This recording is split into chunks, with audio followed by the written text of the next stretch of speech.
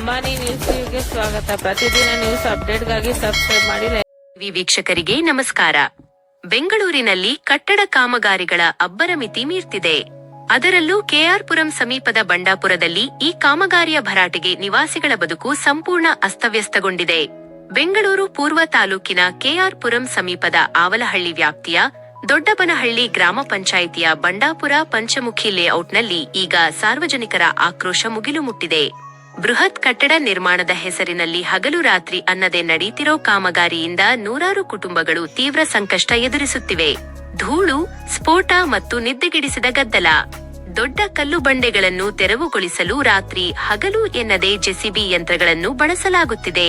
ಕಲ್ಲುಗಳನ್ನು ಒಡೆಯಲು ಸ್ಫೋಟಕ ಬಳಸಲಾಗುತ್ತಿದ್ದು ಲೇಔಟ್ಗೆ ದಟ್ಟ ಧೂಳು ಆವರಿಸಿಕೊಳ್ತಿದೆ. ಇದರಿಂದ ಮಕ್ಕಳು, ವೃದ್ಧರು ಉಸಿರಾಟದ ಸಮಸ್ಯೆಯಿಂದ ನರಳುವಂತಾಗಿದೆ. ಮನೆಗಳು, ವಾಹನಗಳು ಧೂಳಿನಿಂದ ಮುಚ್ಚಿ ಹೋಗಿದ್ದರೆ ರಾತ್ರಿ ವೇಳೆ ಬರೋ ಕರ್ಕಶ ಶಬ್ದದಿಂದ ನಿವಾಸಿಗಳ ನಿದ್ದೆಯೇ ಗಾಯವಾಗಿದೆ. ಇಷ್ಟೇ ಅಲ್ಲ, ಸ್ಫೋಟದ ವೇಳೆ ಕಲ್ಲಿನ ಚೂರುಗಳು ಬಿದ್ದು ಮನೆಗಳ ಗೋಡೆಗಳಲ್ಲಿ ಬಿರುಕು ಕಾಣಿಸಿಕೊಂಡಿವೆ.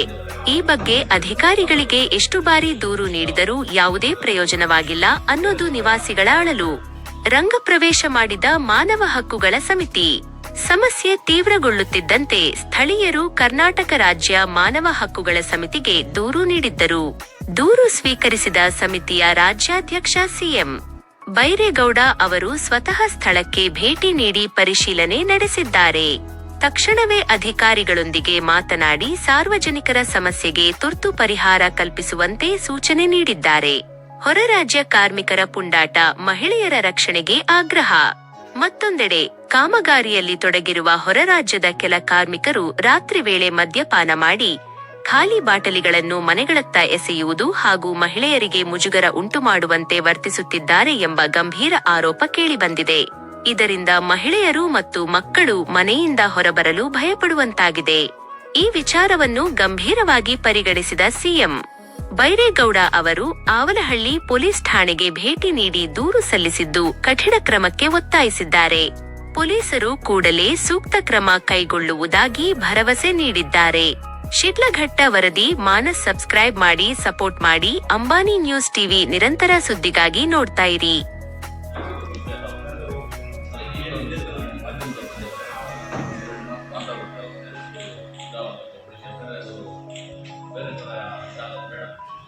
ನೆಕ್ಸ್ಟ್ ಮನೆಗಳು ಬ್ಯಾಕ್ ಬರ್ತಾ ಇದೆ. ನೆಕ್ಸ್ಟು ಬಾಡಿಗೆದಾರರನ್ನ ಖಾಲಿ ಮಾಡಿ ಹೋಗ್ತೀವಿ ಅಂತ ಹೇಳ್ತಾರೆ. ನಾವು ಲೋನ್ ತಗೊಂಡಿದ್ದೀವಿ, ಅದನ್ನು ಲೋನ್ EMI ಕಟ್ಟೋಕ್ಕೆ ನಮಗೆ ಸಮಸ್ಯೆ ಆಗ್ತಾಯಿದೆ. ಅವ್ರು ಬಾಡಿಗೆ ಕರೆಕ್ಟಾಗಿ ಪೇ ಮಾಡ್ತಾ ಇದ್ದೀವಿ, ಅದೊಂದು ಸಮಸ್ಯೆ. ಲೀಸ್ ಕೊಟ್ಟಿದ್ದೀವಿ, ಲೀಸ್ ವಾಪಸ್ ಬಿಡಿ ಅಂತ ರಿಟರ್ನ್ ಕೇಳ್ತಾರೆ. ಅದನ್ನು ನಾವು ಕೊಡೋಕ್ಕಾಗ್ತಾಯಿದ್ದೀವಿ. ಆ ಥರ ಸಮಸ್ಯೆಗಳಿದೆ. ಡೈಲಿ ಜಸ್ಟ್ ಮನೆಯಲ್ಲಿ ಕೂರಕ್ಕಾಗ್ತಾ ಇಲ್ಲ. ಮನೆಯಲ್ಲಿ ಹೆಣ್ಮಕ್ಳಿದ್ದಾರೆ, ನಾಲ್ಕು ಸಂಸಾರದಿದ್ದಾವೆ. ಬಾಂಬ್ ಬ್ಲಾಸ್ಟ್ ಆದ್ರೆ ಬಿಲ್ಡಿಂಗ್ ವೈಬ್ರೇಷನ್ ಬರ್ತಾ ಇದೆ, ಊಟ ಮಾಡೋಕ್ಕಾಗ್ತಾ ಇಲ್ಲ. ಎಲ್ಲ ಸಮಸ್ಯೆ ತುಂಬಾ ಜಾಸ್ತಿ ಇದೆ. ಅವ್ರ ಕಡೆಯಿಂದ ಲೇಬರ್ಸ್ ಕಡೆಯಿಂದ ಒಂದು ತುಂಬಾ ಸಮಸ್ಯೆ ಇದೆ.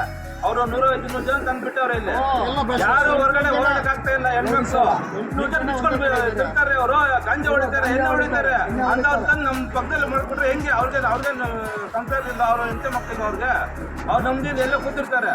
ಈ ಬಡ ಮಕ್ಕಳಲ್ಲಿ ಹೆಂಗಿರ್ಬೇಕು ನಾವಿಲ್ಲ? ಬಾಂಬ್ ಬ್ಲಾಸ್ಟ್ ಆಗ್ತಾರೋದ್ರಿಂದ ನಮ್ಗೆ ತುಂಬಾ ತೊಂದರೆ ಆಗ್ತದೆ. 4 ದಿವಸ ಯಾರು ಏನ್ ಹೆಚ್ಚು ಕಮ್ಮಿ ಆದ್ರೂ ನೀವೇ ಕಾರಣ ಆಗುತ್ತೆ. ಆಗ್ತೀರಾ?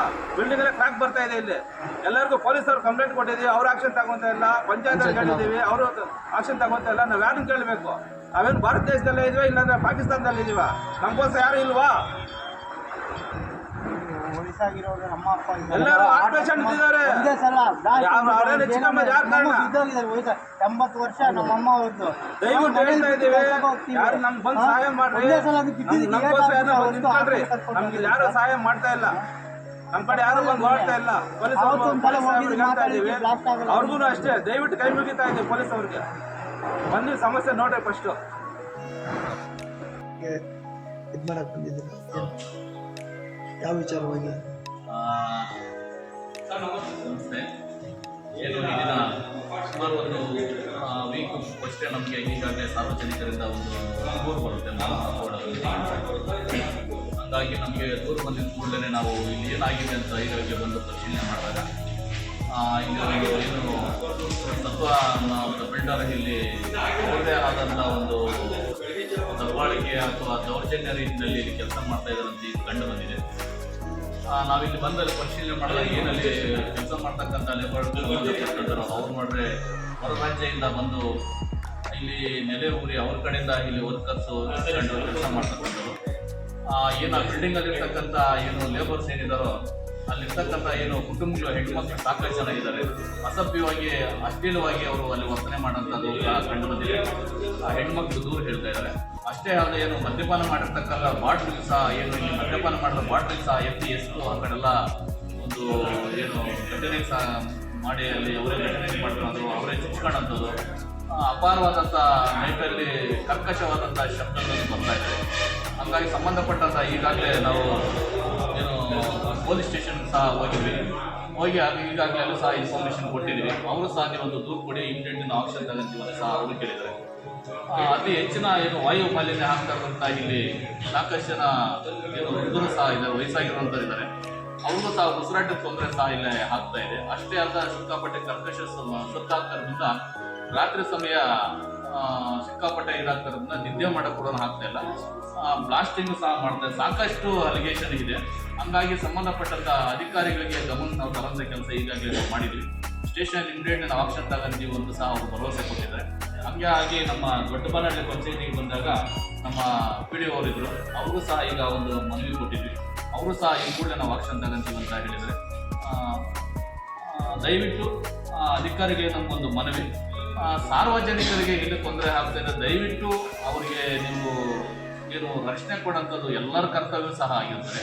ದಯವಿಟ್ಟು ಏನಿಲ್ಲಿ ಅಲ್ಲಿ ಆಗಿರ್ತಕ್ಕಂಥ ಒಂದು ನಡೀತಿರ್ತಕ್ಕಂಥ ಏನಲ್ಲಿ ಅನಾಹುತಗಳಾಗ್ತಾ ಇದಾವೋ ಅದು ಮುಂದೆ ಘಟನೆಗೆ ಬೇರೆ ಥರದ್ದು ಕ್ರಿಯೇಟ್ ಆಗ್ತಿರಂಗೆ ತಾವು ದಯವಿಟ್ಟು ಅದನ್ನು ತಡೆದು ಇಮಿಡಿಯೇಟ್ಲಿ ಸಾರ್ವಜನಿಕರಿಗೆ ನ್ಯಾಯ ಒದಗಿಸ್ಕೊಡ್ಬೇಕಂತ ಈ ಮೂಲಕ ನಾವು ಹೇಳ್ತಾ ಇದ್ದೀವಿ. ಜೈ ಹಿಂದ್, ಜೈ ಕರ್ನಾಟಕ.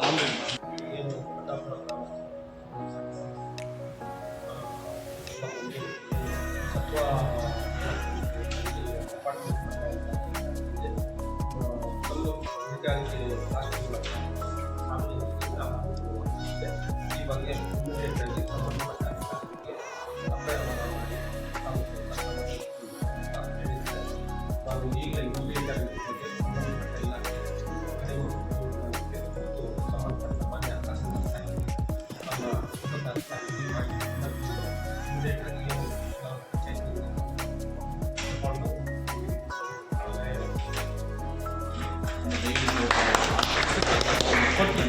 ಕೊಡ್ತೀನಿ. ಸಂಬಂಧಪಟ್ಟ ತಮಗೆ ತಮ್ಮ ಮೊಬೈಲ್ ನಂಬರು ಆ ವಿಳಾಸಕ್ಕೆ ಆ ವಿಳಾಸಕ್ಕೆ ಪೋಸ್ಟ್ ಮಾಡ್ತೀನಿ. ಖಂಡಿತ ತುಂಬ ಇಲ್ಲ, ಖಂಡಿತ ಇದು ಮಾಡ್ತಾ ಇದ್ದಾರೆ. ಇಂಥ ವಿಚಾರಗಳಲ್ಲಿ ನಾವೇನು ಯಾವುದೋ ಇದಕ್ಕೂ ಇದಾಗಲ್ಲ. ನಾವೇನಿದೆ ಸಂಬಂಧಪಟ್ಟ ತಹಸೀಲ್ದಾರ್ ಮತ್ತು ಮೆನ್ಸೆಡ್ ಡಿಪಾರ್ಟ್ಮೆಂಟ್ ಇಮಿಡಿಯೇಟ್ ಮಾಡ್ತೀನಿ. ಖಂಡಿತ ಇವತ್ತೇ ಉತ್ತರ ಮಾಡಿದ ಇವತ್ತೇ ಮಾಡಿ ನಾನೇ ಖುಷಿ ಆಗೋಗ್ಬಿಟ್ಟು ಅಲ್ಲಿ ಮೈಂಡ್ ಸೆಟ್ ಅಲ್ಲಿ 13